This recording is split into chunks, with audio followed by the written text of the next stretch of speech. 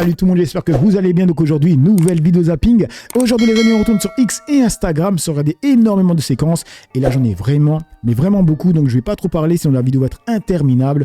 Bref, on ne perd pas de temps, petit like, plein force, petit commentaire pour le référencement. Let's go, on commence avec la première news qui nous vient d'Instagram du compte France TV Rome. Alors ça parle de quoi? C'est qu'on a connu le Made in China. On a connu le Made in Italy et maintenant c'est le Made in Italy fait par des Chinois en Italie. Vous allez vite comprendre. En fait, il y a des Chinois qui ont créé des usines en Italie, qui ont fait venir des Chinois qui les traitent comme en Chine, donc les mêmes conditions de travail, tu vois, qui fabriquent des vêtements et qui disent que c'est fabriqué en Italie. Et quand on dit que c'est fabriqué en Italie, on pense automatiquement que c'est fabriqué par des Italiens. D'accord? Regardez. Véritable Chinatown, au cœur de la Toscane, Prato compte 5000 entreprises chinoises pour 200 000 habitants. Dans le secteur industriel, les grossistes chinois pour la plupart exposent leurs créations à destination des revendeurs et des boutiques en Europe, et notamment en France. Nous nous faisons passer pour des propriétaires de magasins à Paris, en quête de nouveaux modèles. Ce pantalon est vendu 7 € pièce, 3 fois moins cher qu'une production européenne classique, et le vendeur m'assure pouvoir fabriquer rapidement. En général, pour 1000 pièces, on peut les sortir en une semaine, sans problème. Comment ces entreprises font-elles pour produire à des prix aussi bas? Bien souvent, en exploitant des travailleurs étrangers. Depuis 2 mois, cet atelier de confection est à l'abandon. Le patron est parti brutalement sans verser les derniers salaires suite à un contrôle des gendarmes. Adil Shahzad est pakistanais, il travaillait ici depuis 8 ans, 14 heures par jour, sans repos ni vacances, embauché avec un faux contrat à temps partiel et payé à la tâche. Regarde celui-là. J'étais payé 40 centimes par pièce. Un jour, il sera peut-être vendu 40 €. En 14 heures, je gagnais environ 40 €. À peine 3 € de l'heure, dans cet atelier dont le patron chinois les faisait surveiller en permanence pour qu'ils maintiennent la cadence. Un autre salarié tient à nous montrer les étiquettes de différentes marques pour lesquelles il cousait. Parmi elles, nous découvrons des revendeurs français. For Paris, qui sur son site internet vend une mode empreinte de liberté et authentique. Un vocabulaire tout aussi humaniste sur l'étiquette d'April Vintage. Celle-là, il fallait qu'elle soit bien visible sur la poche du pantalon. Contactés, ces marques nous ont confirmé qu'elles fabriquaient en Italie, refusant de nous donner plus de détails. Des vêtements vendus comme une moyenne gamme, bien au-dessus des tarifs des marques chinoises. Pour le syndicaliste qui les accompagne, cet atelier est un exemple classique des méthodes en cours à Prato, où le Made in Italy est un argument marketing redoutable. La marque Made in Italy permet à ces entreprises de vendre leurs produits à un prix plus élevé. Mais la vérité, c'est que les conditions de travail que nous trouvons ici sont comparables à celles des pays du tiers-monde, dont on parle si souvent. La vérité, c'est que ces conditions existent aussi en Italie, à Prato, plus près de chez nous. Du coup, on enchaîne avec cette news que certains ont dû voir, en tout cas les gamers. C'est tout simplement ce multimillionnaire qui s'appelle Vince Zampella qui est décédé en Ferrari. Donc c'est un créateur de jeux vidéo comme Call of Duty. Là, on peut voir l'accident quand il sort du tunnel.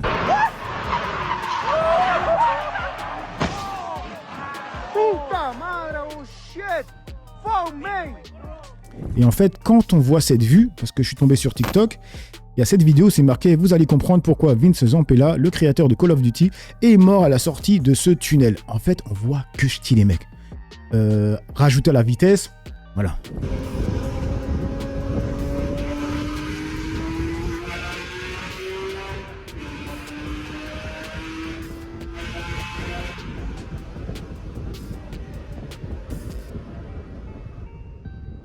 Tu vois que dalle les mecs, tu vois que dalle. Et en plus, il roulait à 200 km/h. Après, ce que je me dis, c'est, mec, tu savais que ça tournait à un moment donné, tu vois. Et quand tu vois rien, tu freines en vrai de vrai. Du coup, on enchaîne avec TWZ qui a marqué, en fait, qui a décidé qu'un diamant ou une autre pierre précieuse, c'était précieux et que ça coûtait cher. Mort de rire, c'est vraiment le scam du siècle. Du coup, on va écouter ce que ce jeune homme va dire, un truc que j'ai déjà entendu il y a plusieurs années. Et c'est vrai les mecs, en vrai de vrai, si les diamants ne sont pas si rares que ça et qu'on peut les reproduire à l'identique, pourquoi on continue à les payer aussi cher? Franchement. Les diamants ne sont pas rares. Leur rareté supposée, qui justifie leur prix, ne vient pas du tout de la géologie, mais uniquement du marketing et d'une stratégie business. Dans les années 1880, il y a une entreprise coloniale, De Beers, qui a découvert d'énormes gisements de diamants en Afrique du Sud. Une quantité telle que s'ils les avaient tous mis sur le marché en même temps, le cours du diamant se serait effondré. Alors, au lieu de les vendre librement, ils ont stocké, ils ont verrouillé le marché, et ils ont créé une espèce de pénurie artificielle. Ils ont pu faire ça car ils étaient en situation de monopole. Ensuite, ils ont lancé une campagne publicitaire devenue légendaire, A Diamond is Forever, un diamant c'est pour toujours, dans laquelle ils expliquaient que le diamant était le symbole ultime de l'amour éternel, et qu'il fallait absolument un gros diamant pour demander quelqu'un en mariage. Le résultat, c'est une demande pour les diamants très élevée et une offre complètement contrôlée par eux, donc énormément d'argent. Mais scientifiquement, genre géologiquement, les diamants ne sont pas si rares. Il y en a énormément dans le manteau terrestre, et typiquement des pierres comme le rubis ou l'émeraude en qualité gemme sont plus rares que le diamant. Et la raison majeure pour laquelle je dis qu'ils ne sont pas rares, c'est qu'aujourd'hui, on les a tellement étudiés qu'on sait parfaitement créer des diamants en laboratoire. Ils sont d'une pureté égale, voire supérieure à ceux des mines, puisqu'on utilise le même procédé que le manteau terrestre, mais dans un labo de façon contrôlée. Et en gros, il y a 3 différences. La première, c'est qu'ils ne sont pas tachés du sang des ouvriers qui les récoltent. La deuxième, c'est qu'ils coûtent moins cher. Et la troisième, c'est qu'ils ne rapportent rien aux entreprises coloniales qui possèdent les mines. Perso, je ne vois aucun inconvénient. En bref, les diamants et leur valeur sont un pur produit marketing et on s'est tous fait avoir. Moi y compris, vu mon obsession depuis des années pour passer diamant sur LoL. Ceux qui savent ce que ça veut dire, compétition. C'était Nathan Fortiche, à demain. Et on enchaîne avec ce post qui va renforcer ce que j'avais dit par rapport aux personnes transgenres. Et je reprécise dans cette vidéo, je ne suis pas transphobe, mais il y a bien une catégorie pour les handisports. Et j'avais dit que pour moi, un homme qui est né homme et qui devient femme ne devrait pas faire de compétition avec les femmes. Il est avantagé. Et j'avais même donné l'exemple que trouvez-moi un athlète, donc une femme qui est née femme, qui est devenue homme et qui est dans le top 10, d'accord, face à d'autres hommes. Il n'y en a pas. Les seuls exemples que vous allez trouver, c'est des hommes nés hommes, devenus femmes et qui sont dans le top 10, d'accord ? Ça n'existe pas une femme née femme qui devient homme et qui est dans le top 10, top 3 face à des hommes. Ça n'existe pas les mecs. Et regardez-moi cet exemple. Donc là, c'est un homme qui fait un match contre une femme. C'est un homme qui est numéro 675e mondial. 675e mondial, un homme face à la première, donc la numéro 1 mondiale chez les femmes en tennis. Et regardez ce qu'ils ont fait. Donc c'est marqué, l'homme était blessé depuis 2 ans. Proche de la retraite, avec une zone de frappe réduite. Regardez, la zone, elle est réduite de 8% les mecs. J'ai vu un article. Et il va gagner.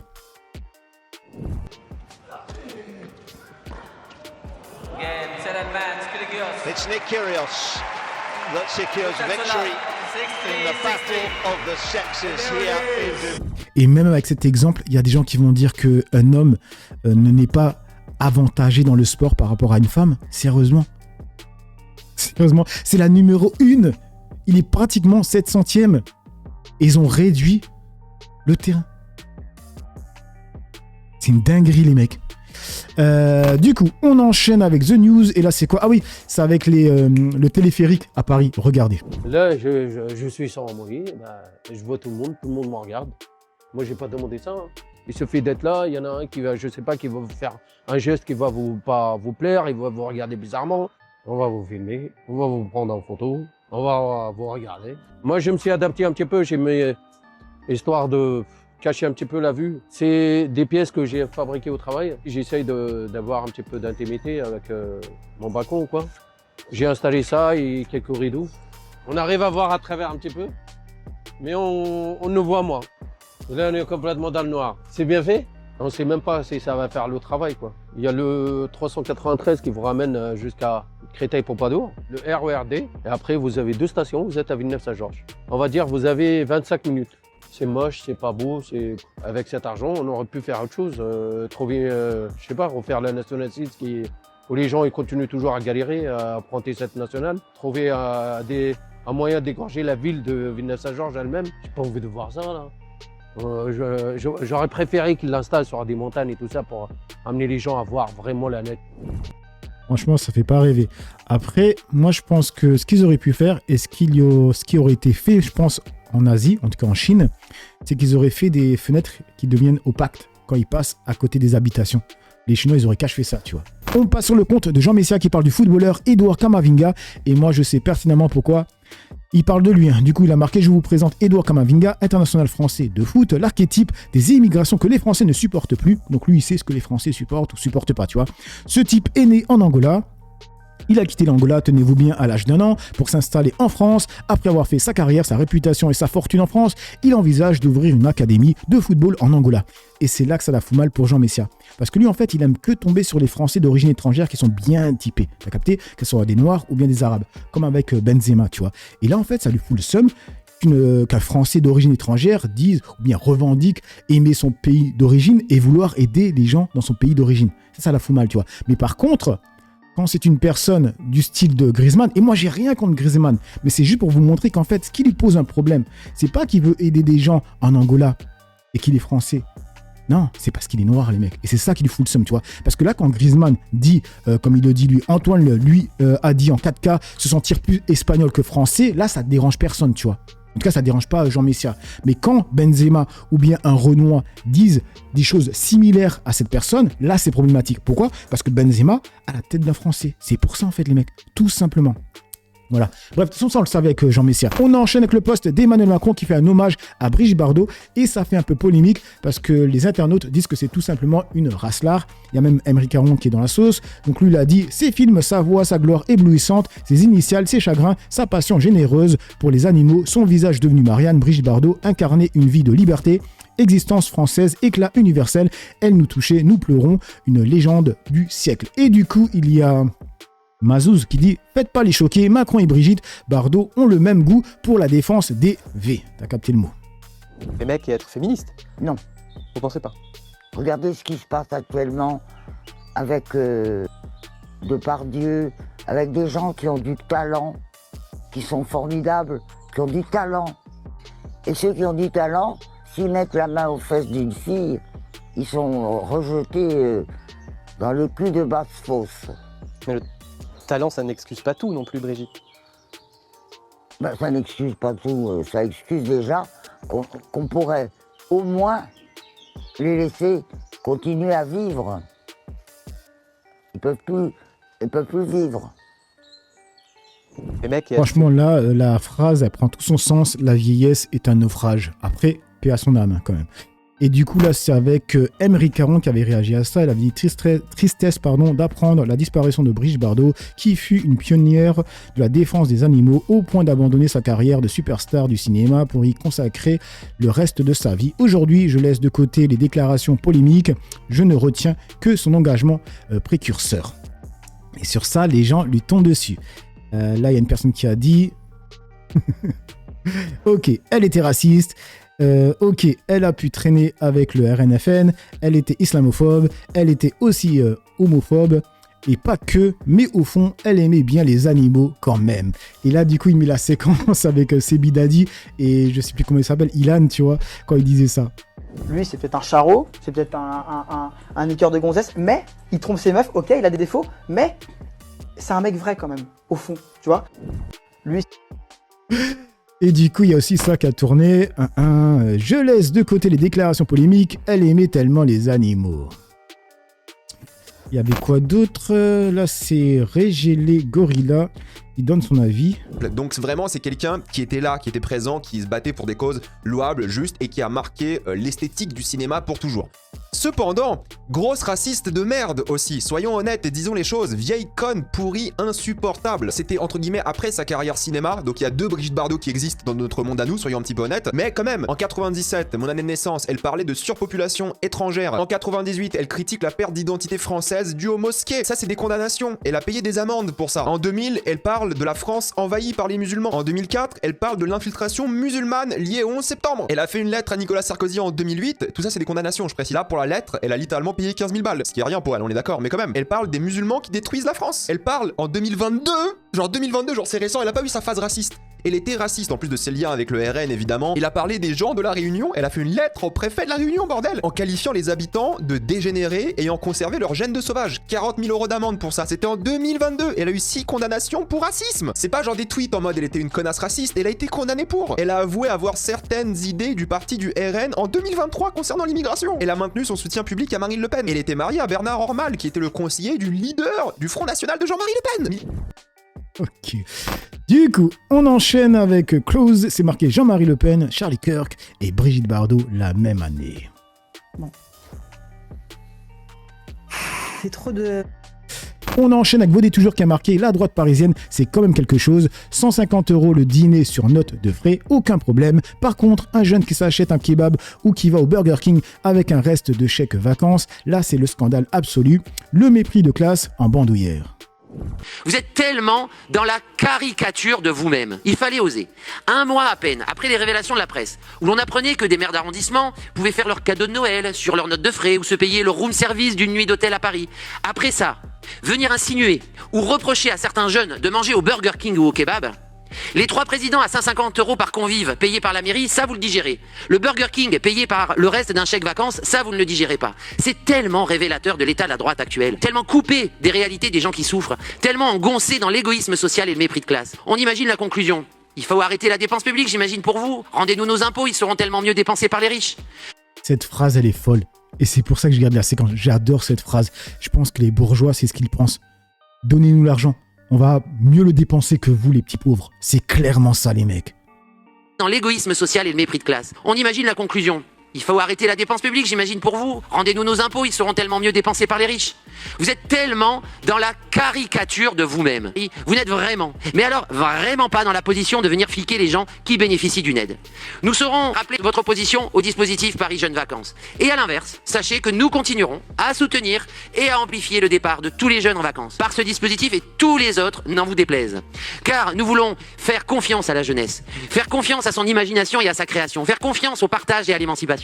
Par les vacances, par la culture, par les coopérations, nous sommes persuadés que les dépenses d'aujourd'hui sont les avenirs de demain. Et du coup, on continue avec Jacques Renardière, c'est marqué le droit à l'erreur pour les impôts. Macron avait même inventé une forme de droit à l'erreur, vous savez. Donc aujourd'hui, par exemple, si vous êtes allocataire des minima sociaux, que vous vous trompez d'une case, on va vous traiter comme un criminel. Pour 20 € de trop perçu, on va vous traîner devant les tribunaux, on va aller fouiller toute votre vie privée, etc. pour dire mais quand même, il a détourné 20 €. C'est scandaleux. Ou alors, vous savez, au moment de la rentrée scolaire, on va toujours aller trouver l'exemple de quelqu'un qui s'est payé je ne sais quelle télévision avec l'allocation de la rentrée scolaire, comme si en plus les choses étaient fléchées. Bon, là, on va vous traiter comme un criminel. Par contre, quand vous êtes un ultra riche, vous vous êtes trompé de quelques millions d'euros dans votre déclaration, on vous laisse la possibilité de modifier ce qu'on appelle le droit à l'erreur. Il y a une forme d'immoralité et d'indécence dans tout ça, donc mettons plus de moyens pour contrôler, pour quantifier, pour déclarer ce qui doit l'être. Je pense qu'on fera un pas supplémentaire vers la justice et la morale. Et du coup, on enchaîne avec le post de Renaissance qui a marqué les 152 pages du dossier judiciaire de Marine Le Pen. Prisca Thévenot vous résume tout en 1 minute. Eh bien, j'ai lu les 152 pages du jugement de l'affaire Le Pen et je te les résume en 1 minute. Il est question de 4,1 millions d'euros détournés au Parlement européen de 2004 à 2016 grâce à des contrats fictifs. Mais genre, des contrats vraiment fictifs. Exemple, la sœur de Marine Le Pen, officiellement assistante parlementaire, était en réalité en train de travailler ailleurs à plein temps. Pas très compatible. Autre exemple, son ex-compagnon, même histoire, payé avec les contribuables européens, mais occupé à d'autres tâches pour le parti et donc pas pour le Parlement européen. Et même le majordome de Jean-Marie Le Pen aurait touché un salaire européen. Oui, le majordome. Et ce n'est pas tout. Dans un échange interne, notamment avec Valorant de Saint-Just, le trésorier du Front National, on apprend que Marine Le Pen était parfaitement au courant du montage et qu'elle a même donné son accord de A à Z. Bilan, 4,1 millions d'euros détournés. Alors aujourd'hui, Marine Le Pen nous dit que la justice est le système l'empêche. Elle, la candidate de 11 millions de Français, de se présenter. Mais en réalité, ce qui l'empêche de se présenter, c'est le système de détournement de fonds qu'elle a mis en place avec son père et qu'elle a d'ailleurs même prolongé. Ironie ultime, elle-même s'était toujours dite favorable à l'inéligibilité à vie pour les élus reconnus coupables de détournement de fonds publics. Et du coup, dans les commentaires, il y a Bleu, Blanc, Rouge qui est pas content, qui dit « Si seulement les macronistes mettaient autant d'énergie pour le pays qu'ils n'en mettent pour essayer de salir Marine Le Pen. » Essayer de salir. Mais en fait, quand tu salis quelqu'un, c'est quelqu'un qui est propre. Mais là, c'est elle qui a fait un détournement, donc elle fait juste relater les faits, quoi. C'est comme si demain, je raconte que Paul, il a volé. Paul a volé, je dis Paul a volé, et on vient me dire, mais t'es en train de salir Paul. Mais non, il a volé, et je dis qu'il a volé, c'est tout. Du coup, on enchaîne avec Paul Doen, c'est marqué « Pourquoi le RN s'acoquine avec les nazis sionistes de ce minable salopard de Netanyahou ?» Mais je reviens sur ces mots de Jordan Bardella quand il dit « Vous avez le même ennemi que nous ». L'ennemi commun, c'est qui? C'est quoi? C'est les Arabes. Non mais faut être très clair sur le sujet. Pourquoi une autre raison de pourquoi l'extrême droite essaye de s'acoquiner avec les Juifs? Parce qu'ils les perçoivent comme une sorte de catalyseur dans un narratif qu'ils développent depuis plusieurs années d'un conflit de civilisation. Et dans ce conflit de civilisation, les Juifs catalysent plusieurs problèmes de l'Occident, l'insécurité, l'islamisme, etc., etc. Et donc, il faut créer une alliance de circonstances pour essayer de défendre l'Occident. Mais c'est là où il faut insister sur le caractère très circonstancié de cette alliance. Parce que essayer de ranger les Juifs dans la catégorie des Blancs, dira-t-on vulgairement, je suis très opposé à ça. Nous sommes une minorité, et puis nous partageons avec les Arabes et les musulmans plusieurs choses. D'abord, une normativité religieuse. Moi, je suis juif pratiquant, en plus de débattre dans l'espace public. Je fais mes 3 prières par jour, je fais Shabbat, etc. Ce sont des lois que je respecte, tout comme beaucoup de musulmans qui sont en train de terminer le ramadan. C'est pas juste l'esprit, c'est une loi. Et ça ne plaît pas, je dirais, une doctrine homogénéisante de l'extrême droite. Et le deuxième point, une sorte d'appartenance collective qui sera perçue comme une double allégeance par l'extrême droite. Donc je pense qu'il faut largement lutter contre ces discours. Et du coup, on passe sur l'article de I24. Là, par contre, vous ne voyez pas pas tout, donc je vous mets un screen. C'est marqué « Israël demande à la France de ne pas arrêter Netanyahou lors du survol de son territoire par son avion ». Et qu'est-ce qui s'est passé, les amis? Regardez, alerte info flash, visé par un mandat d'arrêt international, Benjamin Netanyahou survole à nouveau la France. Voilà, il s'est rien passé, les mecs. Du coup, il se passe quoi dans les commentaires? Ben, c'est le président du monde, il a le droit, non? Il nous pisse dessus. La France d'Emmanuel Macron est à nouveau une carpette. Israël refuse toute visite de Macron à cause du projet France de reconnaissance de la Palestine. La France autorise le survol de son territoire, Israël refuse la venue de Macron sur son territoire. Et vous vous demandez qui dirige qui. Du coup, on enchaîne avec The News, c'est marqué « Netanyahou a dit de la façon la plus claire, il n'y aura jamais d'État palestinien en Judée-Samarie qui restera pour l'éternité la propriété d'Eretz Israël ». Déclare Meir Habibi. Il a été d'une parfaite clarté. Il n'y aura jamais d'État palestinien en Judée et Samarie qui restera pour l'éternité la propriété d'Eretz Israël. Parce que pour l'instant, il y a des milliers de Palestiniens, on n'est pas sûr qu'est-ce qu'ils sont. Il y a 3 millions d'habitants. Il y a 3 millions d'habitants en Cisjordanie. Il y a 500 000 juifs. Qu'est-ce qu'on fait des 2 millions qui restent de Palestiniens? On les vire, on les dégomme, on leur enlève leurs terres. C'est ça que vous voulez? Fédération jordano-palestinienne. Et si jamais ils vivent en paix, ils pourront parfaitement vivre avec un passeport jordano-palestinien. Mais l'écrasante majorité des terres sont les terres vides. Il est hors de question de déloger les Palestiniens. Il n'y a pas que des terres vides. Il est hors de question de déloger les Palestiniens qui habitent là-bas. Ils partiront d'eux-mêmes s'ils veulent. On termine avec Gad Elmaleh qui réagit sur le conflit israélo-palestinien. Donc c'est marqué « J'ai des comptes à rendre à personne ». Tu as choisi de rester silencieux, il y a même des juifs qui... Silencieux pas vraiment, parce que j'ai condamné ce qui devait être condamnable au début, mais c'était pas assez pour certaines personnes. Après, moi, j'ai pas de compte, j'ai des comptes à rendre à personne. Et puis... Alors les mecs, si vous avez un lien d'une vidéo où Gad Elmaleh condamne ce que fait le gouvernement israélien à Gaza, je suis preneur. Moi, j'ai jamais vu, donc je sais pas de quoi il parle. Depuis quand depuis quand notre empathie, elle doit être... Après, c'est sûrement vrai, les mecs, hein. Je dis juste que j'ai jamais vu. Sélective. Moi, je peux pas. Moi, je ne peux pas à la fois dire... Je sais que ça va pas plaire à beaucoup de monde, mais je peux pas dire... Et j'ai rencontré les familles des otages, moi. J'étais avec eux, j'étais avec les mamans, qui étaient d'ailleurs contre le gouvernement israélien. Bon, mais depuis quand tu peux être plein d'empathie pour les otages et pas pour les enfants palestiniens? Il y a un problème. Moi, j'en peux plus des gens qui pètent un câble parce qu'ils ont vu qu'un pote à eux soutient soit Israël, soit la Palestine. Tant que t'es pas en train de soutenir des terroristes, tant que t'es pas... Ce qu'il vient de dire quand il dit comment tu peux être plein d'empathie pour les enfants, pour les personnes du cas du 7 octobre et pas pour les Palestiniens, c'est que t'as un pet au casque. Ben, désolé, mais on a vu pas mal de sionistes réagir de la sorte. Hein. En train de soutenir des trucs atroces. Je veux dire, s'il y a des choses identitaires qui s'affrontent, c'est ton problème. Moi, j'ai des potes qui pètent un plomb. Tu te rends compte ce qu'il a mis? Mais déjà, c'est pas ça le sujet. Le sujet, c'est que là-bas, il y a des otages avec des familles en détresse et des Palestiniens qui meurent tous les jours. C'est ça le vrai sujet. Un message de paix aujourd'hui, tu te prends beaucoup plus d'emmerde que rester fermé avec ta communauté, qu'elle soit juive ou musulmane. C'est-à-dire qu'un message de paix aujourd'hui fait que tu te prends les oufs des deux communautés. Ok, j'ai compris. En gros, ce qu'il est en train de dire, c'est que mieux vaut ne rien dire que dire quelque chose qui va déplaire aux deux camps. Donc c'est mieux de rester avec sa communauté et d'être d'accord à 100% avec sa communauté. Moi, c'est ce que je comprends, les mecs. Hein. Du coup, il y a Lilou qui dit « Pourtant, à chaque musulman, on a demandé de condamner le Hamas, mais on ne demande pas aux juifs de condamner l'État génocidaire. » C'est pas faux, hein, c'est pas faux. Donc voilà les amis pour cette petite vidéo zapping réaction. Dites-moi ce que vous en pensez dans l'espace commentaire, dans la joie, la bonne humeur, sans insulte comme d'habitude. N'oubliez pas le petit like pour la force, petit commentaire pour le référencement. J'ai assez parlé pour le peu que j'ai parlé à vous décrire. Ciao tout le monde.